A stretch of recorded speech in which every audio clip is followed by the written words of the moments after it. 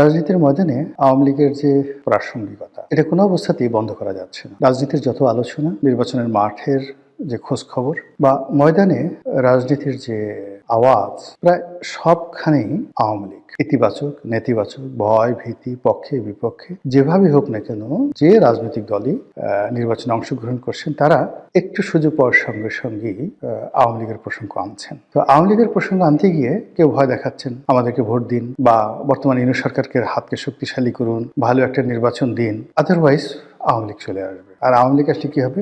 ডলা, এমন ডলা দেবে একেবারে কিয়ামত পর্যন্ত সেই ডলা বলতে পারবেন। এগুলো একটা গ্রুপ। দ্বিতীয়ত হলো দেশি বিদেশি বিভিন্ন পক্ষ, তারা বলার চেষ্টা করছেন যে আওয়ামী লীগকে ছাড়া নির্বাচনটা গ্রহণযোগ্য হবে না, ভালো হবে না, ভালো নির্বাচন হবে না, তোমরা টিকতে পারবে না, বেশি দিন থাকবে না। এই কথাগুলো অহরহ কিন্তু বলা হচ্ছে।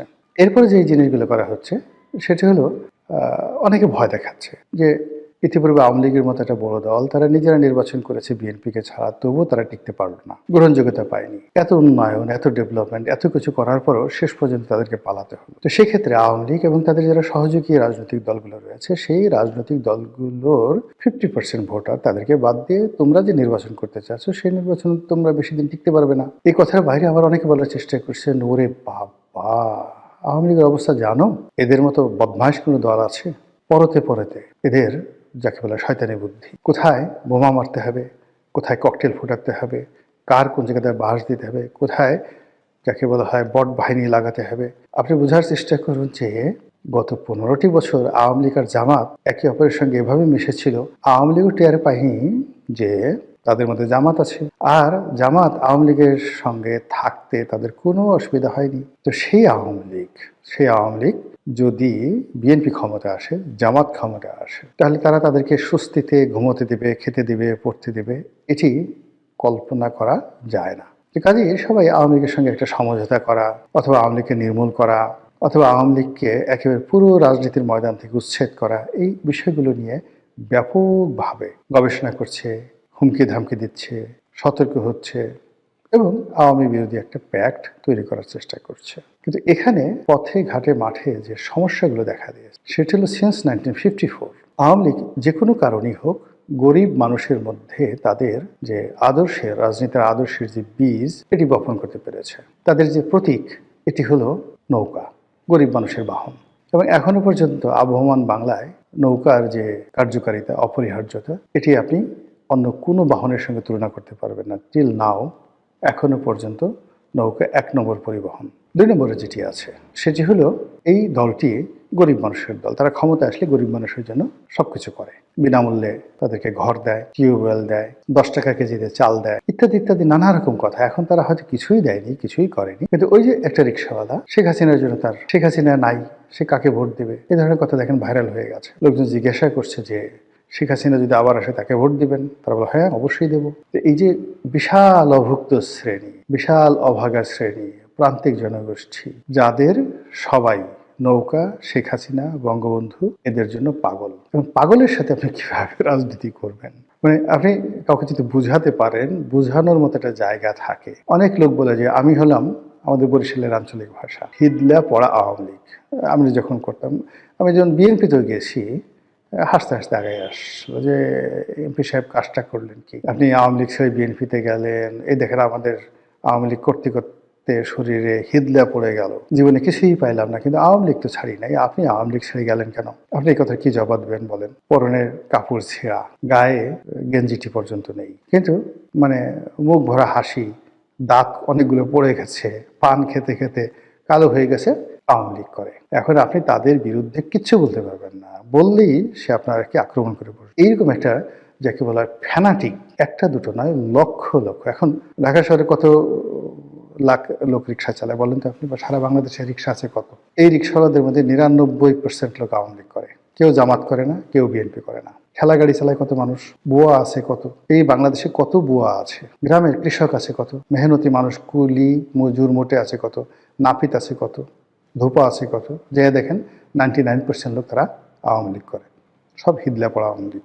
এই যে একটা যাকে বলা হয় যারা আপনার সাথে সংঘাতে যাবে না, মারামারি করবে না, কোনো যাকে বলা হয় আবেগ দেখাবে না, কিন্তু ভোটটা দিয়ে দেবে নৌকাতে, আপনি এদের কোনো অবস্থাতেই আপনি এদেরকে পক্ষে আনতে পারবেন না। পক্ষে আনার জন্য আরেকটু যাদের টাকা আছে, পয়সা আছে, গায়ে কাপড় আছে, জামা আছে, এই মানুষগুলোকে আপনি আওয়ামী লীগের যে সমস্ত লোক তাদেরকে আপনি বিএনপিতে আনতে পারবেন, স্বার্থের লোক দেখাতে পারবেন। কিন্তু ওই যে ওর দারিদ্রতাটাই ওর মহানুভবতা, ওর দারিদ্রতাটাই ওর রাজনীতির যাকে বলা হয় শিকড়, এবং সেই শিকড় নিয়েই সে আওয়ামী লীগ করছে। কেন করছে সে নিজেও যায় না। আবার তার মরার পর তার ছেলে অল্প বয়স কিন্তু সে আওয়ামী লীগ করবে। তারা তো ওই আমাদের ফরিদপুরের যারা লোকজন আছে তারা আওয়ামী লীগকে বলে আমলীগ।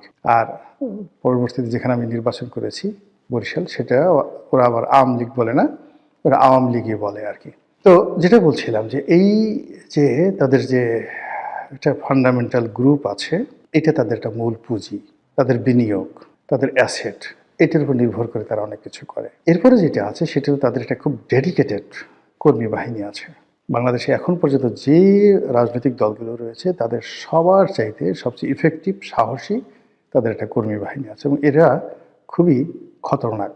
দলের জন্য তারা সব কিছু করতে পারে, বিভিন্ন রকম খতরনাক। আর এই খতরনাক কর্মীদেরকে দিয়ে তারা 1954-এ কি না করেছে, 1956-এ পুরো পূর্ব পাকিস্তান তছনছ করে ছেড়ে দিয়েছে, 1958-59-এ আইয়ুব খানের মার্শাল লকে চ্যালেঞ্জ করেছে, 62 সনে আইয়ুব খানের পুরো মসনদকে কাঁপিয়ে দিয়েছে, 66 সনে পুরো পাকিস্তানকে কাঁপিয়ে দিয়েছে, 69 একটা গণ অভ্যুত্থান করেছে, 70 একটা নির্বাচন করেছে, আর 71 একটা যুদ্ধ করেছে, মুক্তিযুদ্ধ।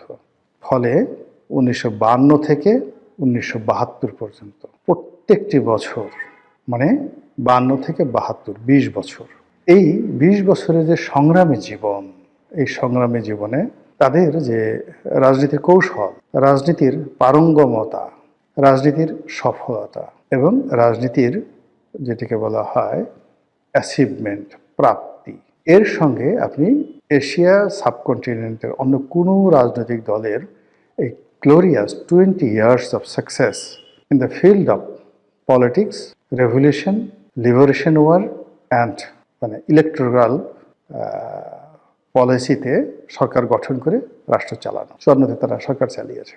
তো সব মিলে এই 20 বছর হলো তাদের রাজনীতির স্বর্ণ সময়। এই স্বর্ণ সময় তাদেরকে একটা লিগেসি দিয়েছে, এবং সেই লিগেসি ব্যবহার করে 21 বছর পর ওই 20 বছরের লিগেসি ব্যবহার করে 75-এর 15ই আগস্ট থেকে শুরু করে একেবারে 1996 সন পর্যন্ত 21টি বছর ধরে তারা ক্রমাগত কচ্ছপের মতো তারা এগিয়েছে। কচ্ছপের মতো যাকে কামড়ে ধরা তাকে কামড়ে ধরেছে। 80-র দশকের যে পত্রপত্রিকাগুলো, সেটা বিচিত্রা, বিচিন্তা, আজকের সূর্যোদয়, নয়া পদধ্বনি থেকে শুরু করে যত নাম করা পত্রিকাগুলো ছিল, সেখানে গিয়ে দেখবেন যে শেখ হাসিনার পোর্ট্রেটগুলো কি ছিল। বিশাল একটা নাক ছিল, লম্বা একটা মানে গোল একটা চোখ ছিল, তাকে নানাভাবে চিত্রিত করার চেষ্টা করা হয়েছে, ভয়ঙ্কর, তারপরে শেষে দানবী, তারপরে শেষে ডাইনি, কি না করার চেষ্টা করেছে ওই সময়টাতে, এরশাদ জামানাতে। কাজ হয়নি, তিনি ওইগুলোকেই যে প্রাইড হিসেবে নিয়েছেন। প্রাইড হিসেবে নিয়ে পুরো এরশাদের জমানায় এরশাদকে জলে, স্থলে, অন্তরিক্ষে তছনছ করে ছেড়ে দিয়েছে। এরশাদের পরে আবার 91 থেকে 96 সে মানে বেগম জিয়ার জমানা, তছনছ করে ছেড়ে দিয়েছে, ঘুম হারাম করে দিয়েছে। তখন তো বেগম জিয়া অনেক শক্তিশালী ছিলেন, সরকারও শক্তিশালী ছিল, দেশের বিধি ব্যবস্থা, আইন কানুন এখনের সাথে 100 গুণ পারফেক্ট ছিল, পুলিশের অনেক ক্ষমতা ছিল। তারপরও ওই সময়টাতে আপনি গিয়ে দেখেন আওয়ামী লীগের যে রাজপথের যে তাদের যে পারঙ্গমতা, ইফেক্টিভনেস, বদমাইশি, কূটনীতি, ভালো মন্দ সব মিলিয়ে, মানে এক একটা নেতা মানে কি, এক একটা নেতা মানে এক একটা পরশ পাথর, এক একটা নেতা মানে বটবৃক্ষ, এক একটা নেতা মানে ইবলিস, সব মিলিয়ে আওয়ামী লীগ। আমাদের ওই অঞ্চলে একটা স্লোগান আছে, জাতে মাতাল তালে ঠিক, আমরা সবাই আওয়ামী লীগ। আর একজনে বলতেছিল ওর বাড়ি কোথায়, বলতেছে নোয়াখালী, সঙ্গে সঙ্গে সে মাথায় হাত দিছে, বলেন কি ভাই, মুখ কালো হয়ে গেছে, কি হয়েছে ভাই, একে তো আওয়ামী লীগ, তারপরে আবার নোয়াখালী বাড়ি, বুঝতে পারেন। যে কোনো একটা ডিল করার আগে সে চিন্তা করছিল। সে এই হলো আওয়ামী লীগের পরিচয়। আবার সেই আওয়ামী লীগ 2001 থেকে 2006 পর্যন্ত, এবং 111 সব আরও 2 বছর কি করেছে বাংলাদেশে। তাহলে দেখুন ওই যে 20 বছরে তাদের যে সংগ্রামী জীবন, তারপর আবার 21 বছরের যে সংগ্রামী জীবন, 20 আর 21 41 বছর। তো 41 বছর যাবত তারা শুধু রাজপথে লড়াই সংগ্রাম করেছে, তার সঙ্গে আবার এই 17 মাস যোগ করে। ফলে এই যে বিরূপ একটা পরিস্থিতি থাকা, সামরিক শাসনের অধীনে থাকা, জেল জুলুম করা, এদের কাছে এটা ভাত মাছ, মানে এটা অনেকের কাছে সমস্যা হতে পারে, কিন্তু ওদের মেরুদণ্ডটা বা ওদের শরীরের যে আয়োডিন, ওদের রক্ত, মাংস, অস্থি, মজ্জা, এই সবই খালি এই সমস্ত লড়াই সংগ্রামের জন্যই প্রস্তুত থাকে। তো এইগুলো করে তাদের যে একটা লিগেসি তৈরি হয়েছে যে তারা রাজপথ গরম করতে পারে, প্রতিপক্ষকে ভীত সন্ত্রস্ত করে দিতে পারে এবং তাদের টার্গেটে যাওয়ার জন্য তারা কখনো তুলুবুলু করে না, লড়াই সংগ্রাম করে প্রতিপক্ষকে বাধ্য করে তারপর শেষে তারা প্রতিপক্ষকে পরাজিত করে ক্ষমতায় আসে। এবং অতীতে তারা মুসলিম লীগের বিরুদ্ধে লেগেছে, পরাজিত করেছে, ক্ষমতা এসেছে। মুসলিম লীগ শেষ, আইয়ুব খানের বিরুদ্ধে লেগেছে, আইয়ুব খানের রাজনীতি শেষ, জীবন শেষ, সবকিছু শেষ। এরপর ইয়াহিয়া খানের বিরুদ্ধে লেগেছে, ইয়াহিয়া খান শেষ, there is no Yahya Khan. তাকে এই সেনাবাহিনীর প্রধান, প্রেসিডেন্ট সবকিছু রেখে তাকে পরবর্তীতে ইংল্যান্ডে গিয়ে থালা প্লেট পরিষ্কার করে তাকে পেটের ভাত জোগাতে হয়েছে। এইভাবে আওয়ামী লীগ এরশাদ সাহেবকে ধরেছে, শেষ, একেবারে বগল দাবা করে যা করেছে বলার মতো না।